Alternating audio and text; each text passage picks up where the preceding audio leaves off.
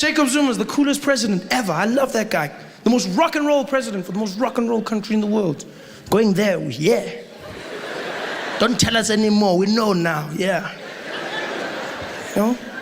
We're a country of first, and we don't look at our blessings in this country. We love to complain.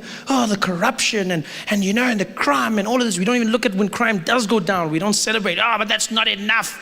And Zuma does something good, like actually firing people who don't work. Oh, but that's not enough. You should fire them all. And we just go and we get crazy about it. We complain. We don't look at the natural blessings that God has given us. We got a bloodless revolution that we went through, which was amazing. I still, to this day, am proud of that. The fact that we don't get any natural disasters in this country, do we? No earthquakes, no tsunamis, no typhoons or hurricanes or none of that. We get none of that. But I bet there's still some idiot out there going, that's how behind we are. We don't even get natural disasters like the rest of the world. Africa.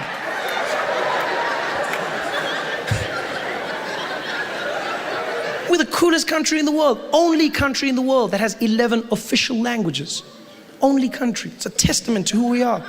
Only country that has multiple languages in their national anthem. Imagine that. No one else can claim that. Which is amazing. Shows how diverse we are. Also means we're the only country in the world where 99% of the population doesn't know what their anthem means. But still, oh, you laugh, but it's true. We don't. We don't, like no one here, 99% of the population does not know what the anthem means. You see it when you watch people when they sing, when they try to sing it. You see it in their eyes. Let me show you. Like you said, that was a guilty look. White guy here was like, yeah. Yeah, I've seen people. And it's not easy. It's not easy. The languages aren't easy, Nkosi sikelele Africa. Do you know what it means, sir? Do you know what it means? God bless Africa. Yes, that's right. And then the next part, what does that mean? See, I love that. Young white guy's got nose. He's like, no, I don't know actually. Old guys are touchy. They're like, of course I know what it means. God bless Africa. Yeah. Like, and the next part, yeah, God bless Africa. Yeah, and the next part, bless it some more, buddy.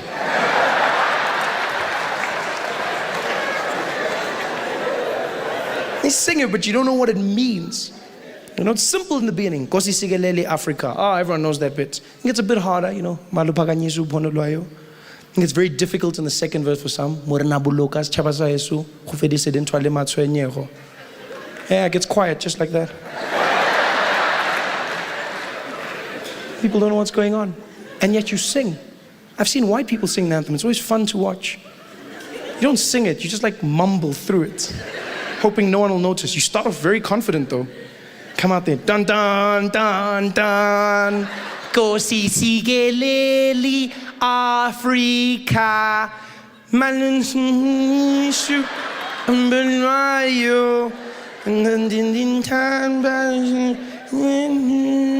Nkosi sigelela Tina leswap Munenanu kantin chambam and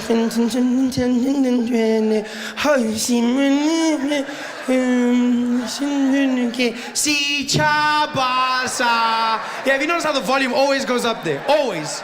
It's almost like someone's standing behind the country with a huge volume knob. Always, especially at rugby games, I've noticed this. The volume always goes up at that point.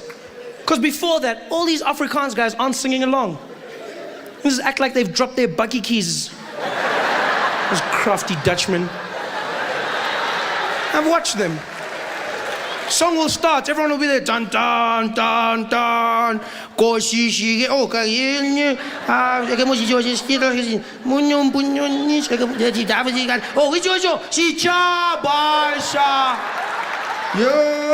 come on, Frankie.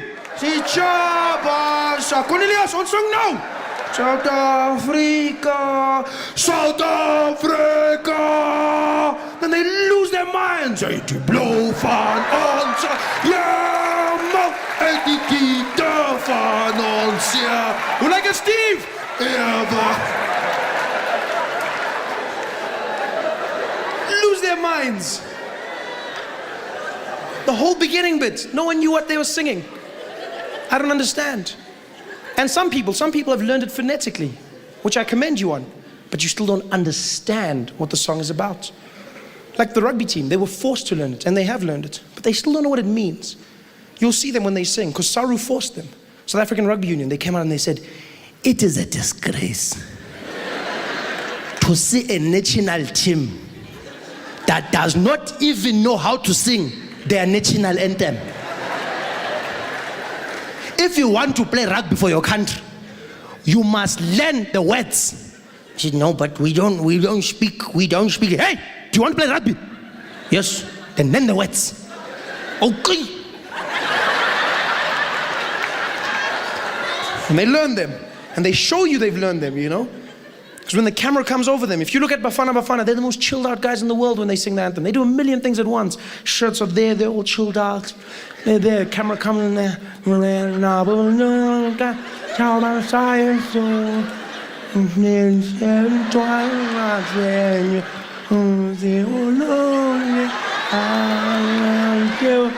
These guys are chilled. The rugby guys show you that they've learned. The camera will come on Bucky's and Victor and all of them. They'll be there. They're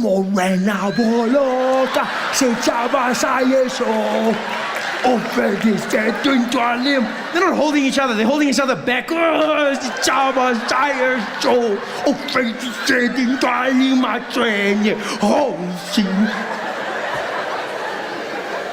But they still don't know what the song means, which is very dangerous in my opinion. It really is. Because you're singing a song. It's not just a song. It's an anthem. It's a pledge. It's a promise. You put your hand on your heart. And you're promising something, but you don't know what that promise is. It's very dangerous. For all you know, the whole song could be about killing you.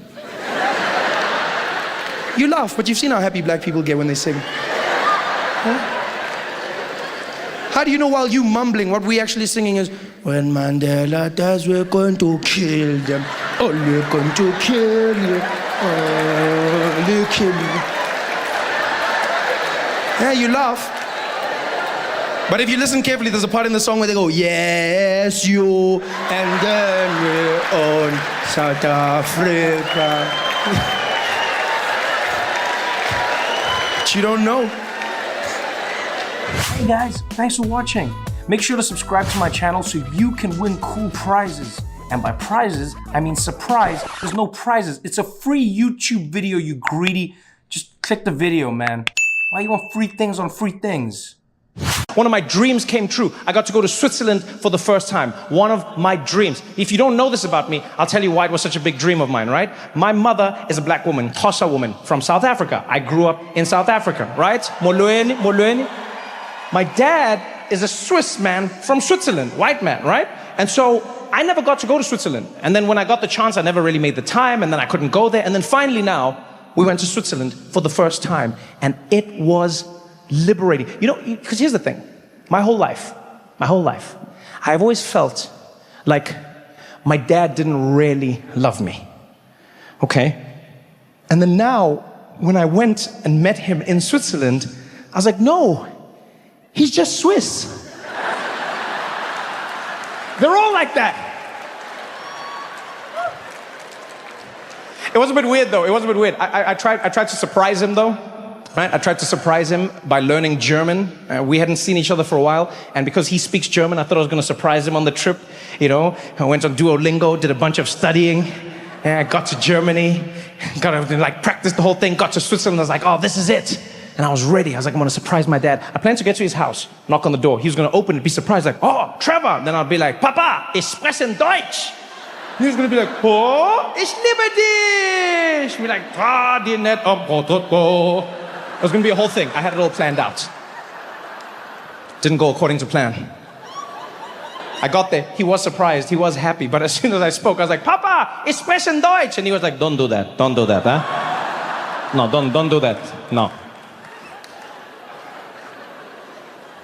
Learning German has been a weird journey for me. You know? Because I mean, I want to speak it because most of my family speaks it on my dad's side. But I've learned a few things about my German which haven't been great. I was in Germany visiting some extended family in a place called Cologne. Beautiful city. If you've never been, you should go. Stunning place. And one of my friends, Rolf, was with me in the city, right? And so one day Rolf turns to me and he's like, Trevor, you know, today maybe we should go have a traditional German meal, yeah?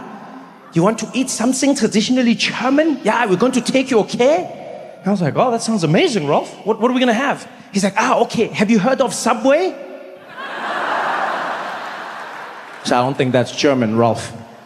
He's like, nein, I'm just saying to understand the chain, right? Where you're going to be having the sandwiches and you're having the bread and you're choosing the toppings. I was like, yeah, no, Subway works, man.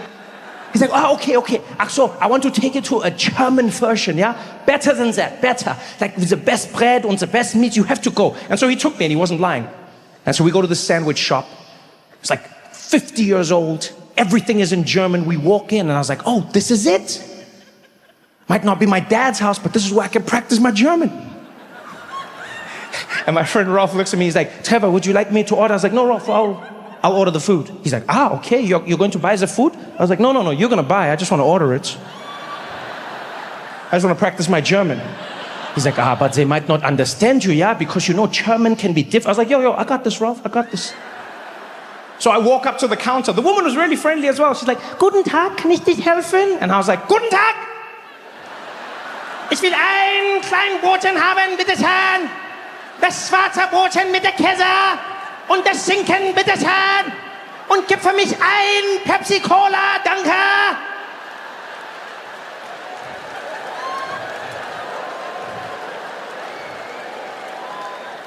And she shat herself.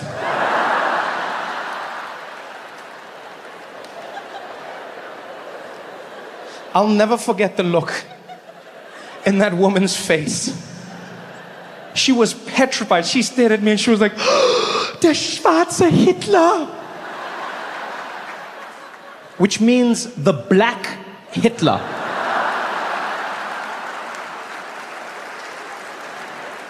Yeah.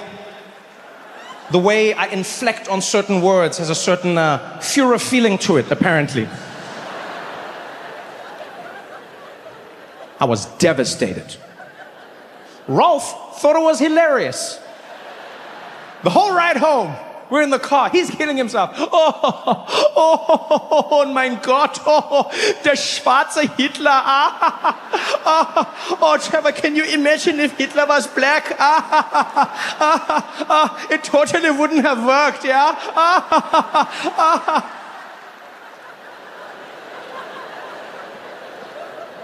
Like, Rolf, it's not that funny. I try to learn German to connect with my family, and now I sound like one of the worst human beings in history. He's like, yeah, but it was totally funny. You should have seen yourself. It's like you were about to invade the meat section. Oh my God. Oh, you should have. I was like, Rolf, it's not cool, man. I'm in pain right now. He's like, calm down, Trevor, calm down, yeah? Indulge me meine Schadenfreude, okay? He actually taught me a new word that day. Yeah, never heard it before. Schadenfreude. German word. Schadenfreude. Right? It means to take great joy in the pain and suffering of others. Fun fact, that word was never translated into another language. I wonder why. Pretty insane word, right? Schadenfreude. Why would you want that? To indulge in others' pain and suffering. Why would you? But then when I thought about it, I was like, it sounds terrible, but we all do it. Yeah, every single one of us in this room. We all experience Schadenfreude. You know? We all do. You know when you have Schadenfreude? It's when you're driving on the highway, yeah? And you're cruising along, everything's going well, and you look over on the other side, and the traffic is packed up. And you get that little feeling inside, like, I made the right choices in life. That's Schadenfreude. You know what Schadenfreude is? Schadenfreude is what happened when black women saw middle-aged white men crying after Disney said they were changing the Little Mermaid.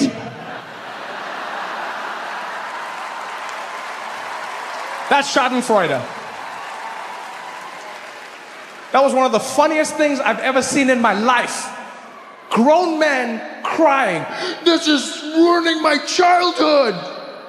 They changed the Little Mermaid. She looks nothing like the original. Nothing? She looks nothing like the original? Really? Nothing? There is nothing that reminds you of the original Little Mermaid when you look at her. Nothing at all. You realize the only thing that changed is the color of her skin. This part of the color of her skin. The hair's red. The body is fish. That doesn't remind you of the Little Mermaid? That was the main thing that you recognized the Little Mermaid? Really? You know what schadenfreude is?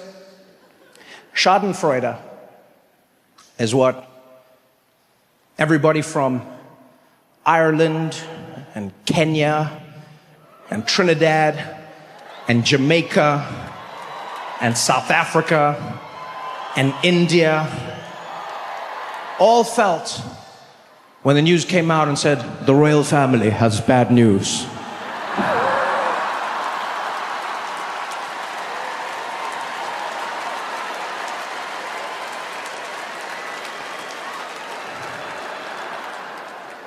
Here's the thing people don't understand. People are like, no, are you laughing at this? Are you laughing at this? It's like, yes, first of all, but you're misunderstanding it, right? The royal family always gets sensitive about people responding to their bad news, but they don't seem to understand that's not really bad news. Every time the royal family wants us to feel sorry for them, is it really bad news? Huh? They'll be like, please, we ask you for your sympathy right now. We have lost Harry and Meghan. You've lost them? Like they're missing? No. Your favorite British couple has now become your favorite American couple. Oh.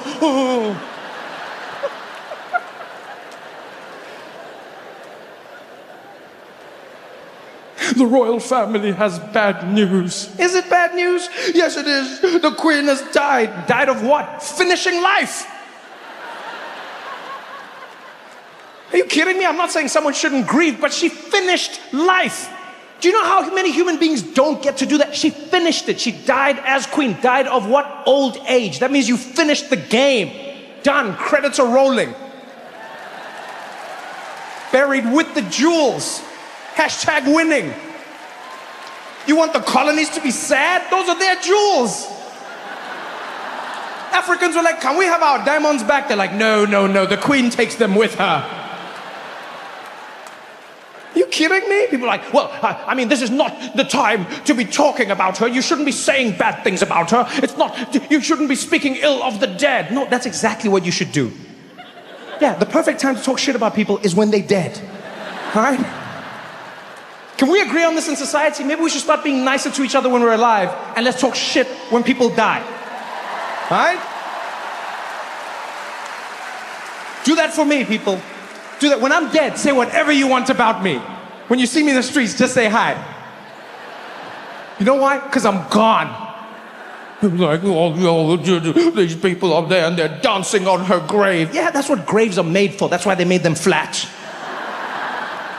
The whole point was that people could come and dance on them. Otherwise, they would have made them slanted so you would slide off. And even in that, the queen is winning. She's got some of the best dancers dancing on her grave. Huh? Could you imagine Africans coming in and they're just there, huh? Doing their thing. Then the Irish are like, we're up next. Hey, oh, save us some space on the grave. We've got the Indians coming in. Now it's our moment. Finally, everyone from the Caribbean, murder, she wrote.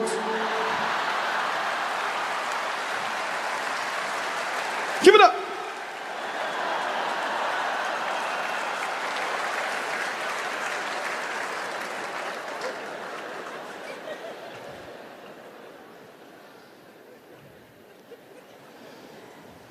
One of my favorite things I used to love doing was watching horror movies and then judging people when they made stupid decisions.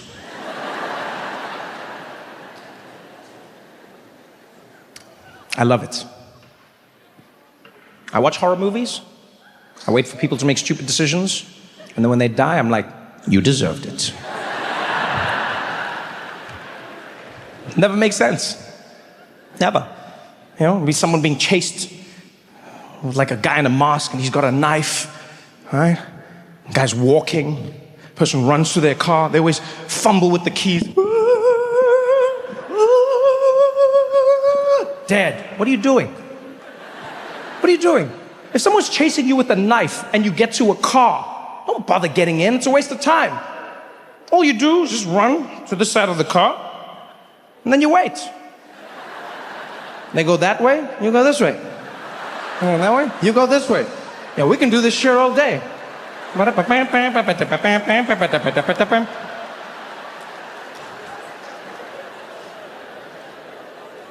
People make the dumbest decisions in horror movies. I don't get it. My favorite is when people just have to hide. That's all they have to do. They just have to hide and shut up. For an hour and a half, they can't do it. Like in that movie, A Quiet Place. Have you watched that? One of my favorite movies of all time. Yeah? The one where the aliens, they don't see anything. They just use echolocation to figure out where everyone is.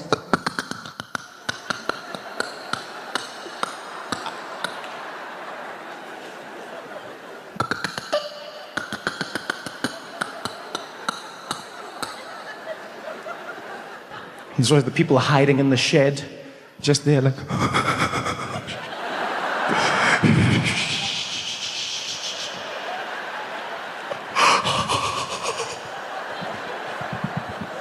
You just have to be quiet. You can just chill. You don't just be there chilling. You have to be sitting there playing Xbox quietly. No. There's always that baby.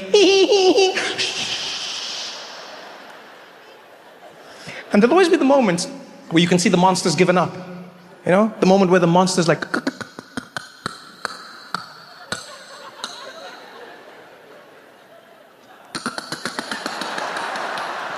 And just as it's about to leave, just as it's about to go, there's always one idiot who jumps up like, I can't take it anymore! Come get me! Ah, dead. You deserved it. Because I never got it, right? I never understood. Why? All you have to do is wait. You just stay inside for long enough and the danger will subside. Why can't you do it? Why is it so hard to just stay inside? And then the pandemic hit. I was like, now I get it. Because we all hit our breaking point. Pandemic made people crazy. I thought we were all going to come together. That's what I believed. From all the movies I watched as a kid, I thought if humans were ever threatened with an existential threat, we would abandon every single fight we were having and we would come together to win. You know? I thought if that virus came, we'd all be there. We'd be like, all right, no more racism, no more sexism. Let's do this together. And we'd go and we'd defeat the enemy aliens and then we'd come back and be like, all right, let's get back to the racism and sexism. It's like an Independence Day. That's what happened, remember? Yeah, that's what I grew up watching. Everyone in the world came together to fight the aliens. We stopped all of our... There was no politics. There was no nothing. We unified and we won. And then in real life, what did? We fought each other and we lost. We were supposed to be a team. Will Smith was supposed to be our hero.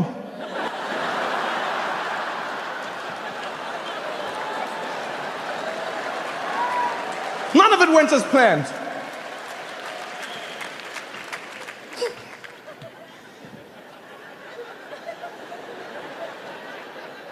I wonder if that's how the dinosaurs went out, you know? Maybe they just couldn't agree on anything. Maybe some warned the others. They were like, there's an asteroid coming down to Earth. Other dinosaurs were like, asteroids are not real. It's a hoax. And rocks smashed into the planet. Dust covered the globe. All the dinosaurs were running around in panic. Ah, the dust is everywhere. Wear a mask, wear a mask. The T-Rex was like, I can't.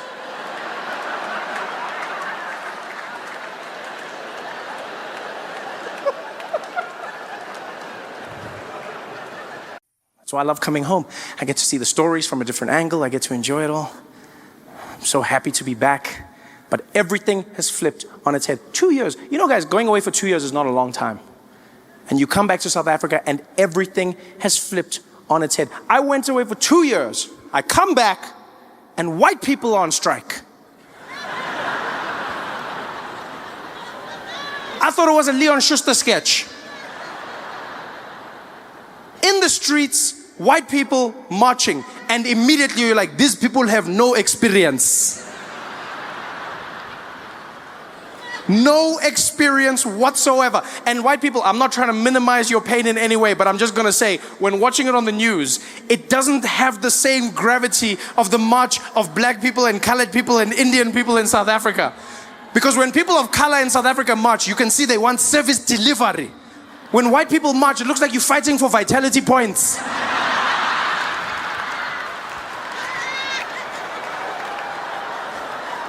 It's just not the same.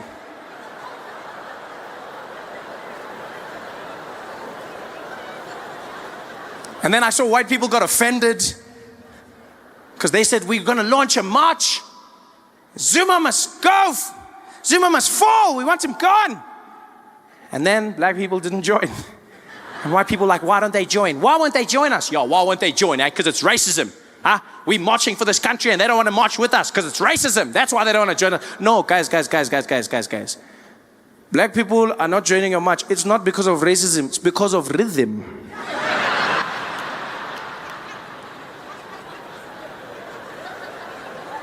I saw white people protesting and I was like, even if I was on your side, I cannot participate in that.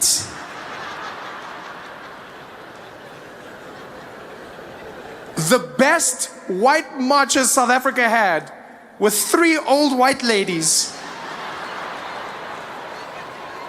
who had the worst struggle song I've ever heard in my life. Sounded like a lullaby converted into a struggle anthem. Zuma must go. Zuma must go. Zuma must go. Zuma must go. Zuma must go. Zuma must go. Yo, I can't march to that, guys. I don't even know where to begin. You realize a march is all about rhythm, right? 10% of every march is the issue, 90% is the beat. When black people march, you need to encourage others to join. Along the way, you need to pick up stragglers. Just some people who get into the rhythm as you move past. Some guys are just there as you walk past. Host, give up, host, give up, host, ga da da da, host, give up, host, give up, host, ga da da, host, give up, host, give up, host. Ah, people are joining. People are joining. It's got power. You realize black people are marching from Soweto to Pretoria. You need a march that will move you. Every stride has purpose in it. Host,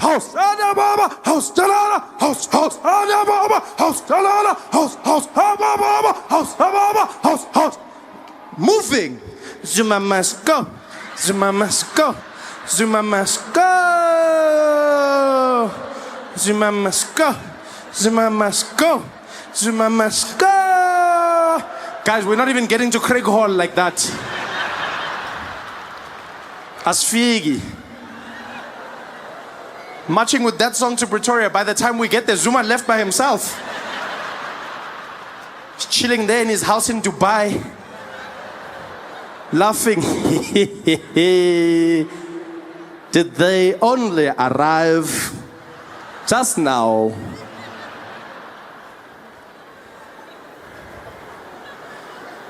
I was watching white people going, but why? Why are you marching? What are you guys doing? Yeah, now you want to do the hard work. Just pay someone like usual. This is when you should be paying. Just get a professional, a specialist. Just be there. Johannes, I have a lot of gripes with this country, and I've noticed that you have impeccable rhythm, and so I'd like to hire your services. I've got you. What's your feeling? I just want them to know that Zuma must go. Okay, got it. Go, go. That's what I wanted to do. Hire a specialist, people. Get it done.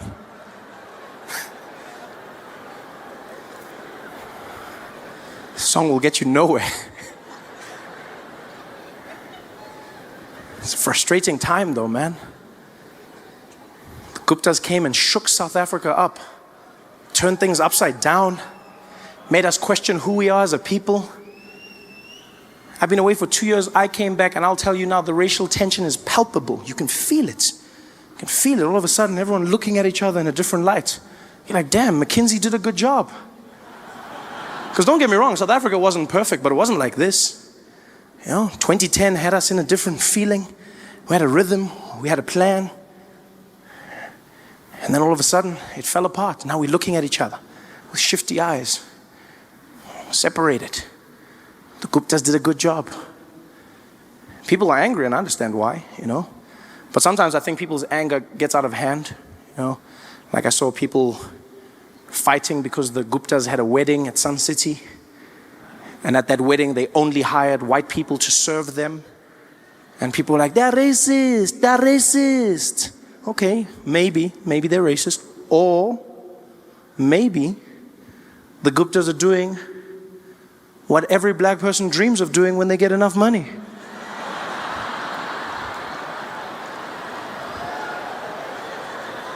And that is hiring white people to work for you. Which black man in this audience can't say he doesn't remember the first time he went to a restaurant and he was sitting there? Some white guy came up to the table. Good afternoon, gentlemen. Can I help you with anything? Oh, yeah, we're just waiting for the waiter. You can send him over. No, gents, my name's Johnny. I'm going to be serving you guys today.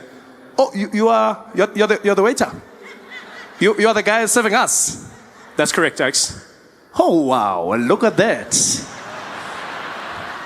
Well, in that case, Johnny, let's start with the specials menu, please.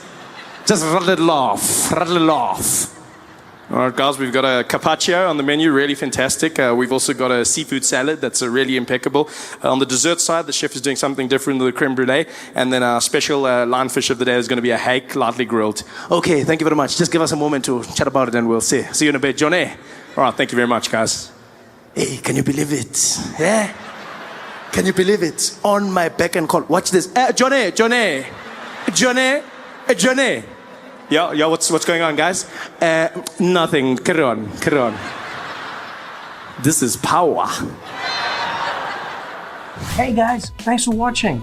Make sure to subscribe to my channel so you can win cool prizes. And by prizes, I mean surprise. There's no prizes. It's a free YouTube video, you greedy. Just click the video, man. Why you want free things on free things? I remember the worst encounter I had with the TSA was out in Burbank, California. Tiny little airport, and I was flying out and I was coming to New York, right? And so I'm in Burbank Airport and I go through security, and then for some reason I was beeping. I don't know why. I walk to the metal detector and I beep. Go out, beep. Go out, beep. Go out. And every time I have to take something off, I gotta beep. And the agent, he's just losing it. The whole time he's like, take that off, take it off. And I'm going like, beep, beep, beep, beep. He's like, take that off, take it off. And I come back, he's like, take that off. He's getting more and more angry. I'm basically naked right now and he's losing it. Like I felt like an underperforming stripper. It was horrible. He's just like, And finally he's like, you know what, just get out here. So I walk to the side, he's like, go ahead and put your hands up. I put my arms up, and he whipped out a little personal metal detector. Yeah, it looks like a midget sword, right? But they call it the wand. That's what they call it, the wand. And so he whips that out, yeah, because that $100,000 machine, that's play. Shit just got real. And so he looks at me and says, go ahead and stick your hands up, sir, and just keep them right there. So I put my arms up, and he scans me. He's like,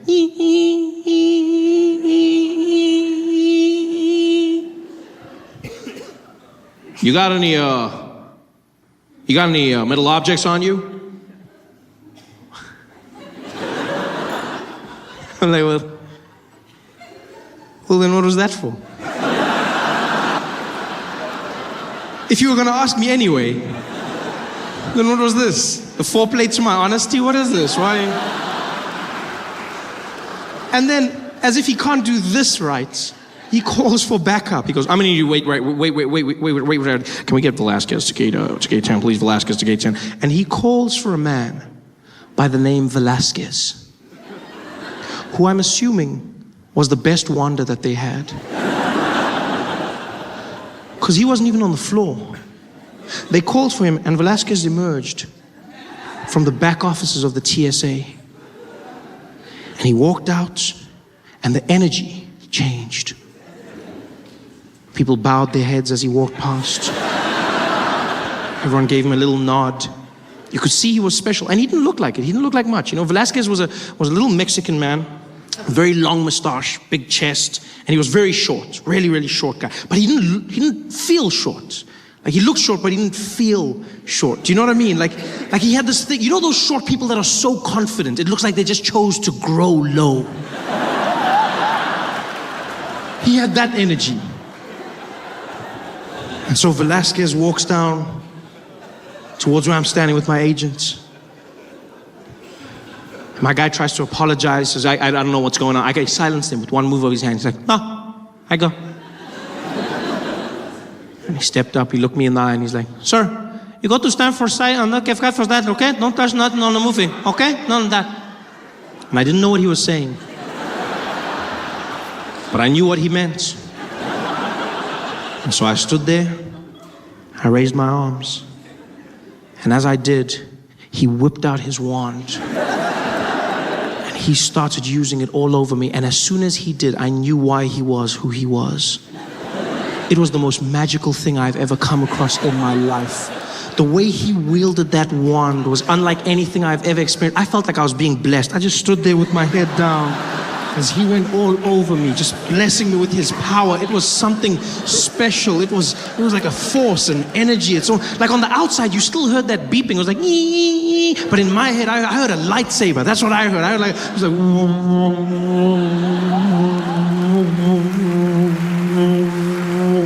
because he was to me, a little Mexican Jedi. In fact, that's exactly what he was. He was my Mexican Jedi.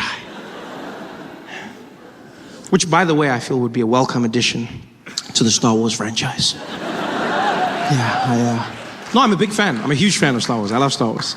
I was super excited when I found out they'd be making another one. I was losing my mind. I went back, watched all the movies, and I came to realize that there's no Mexican Jedis, not even one. There's no Mexican Jedis.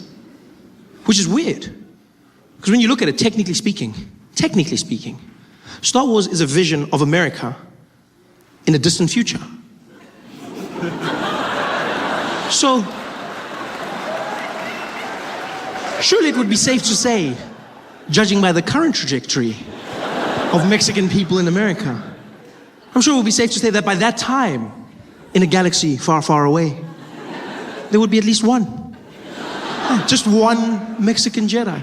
It's not even like it would spoil the story. Who knows, it might open up a whole new avenue. Can you imagine how different that epic scene between Luke and Darth could have been? Them battling it out on the Death Star. The moment of realization.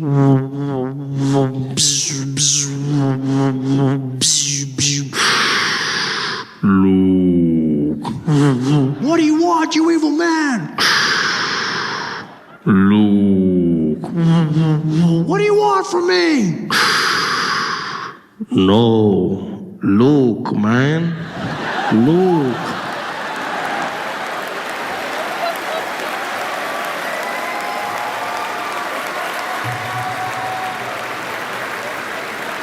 It's your father, man. Hey guys, thanks for watching. Make sure to subscribe to my channel so you can win cool prizes. And by prizes, I mean surprise. There's no prizes. It's a free YouTube video, you greedy. Just click the video, man. Why you want free things on free things?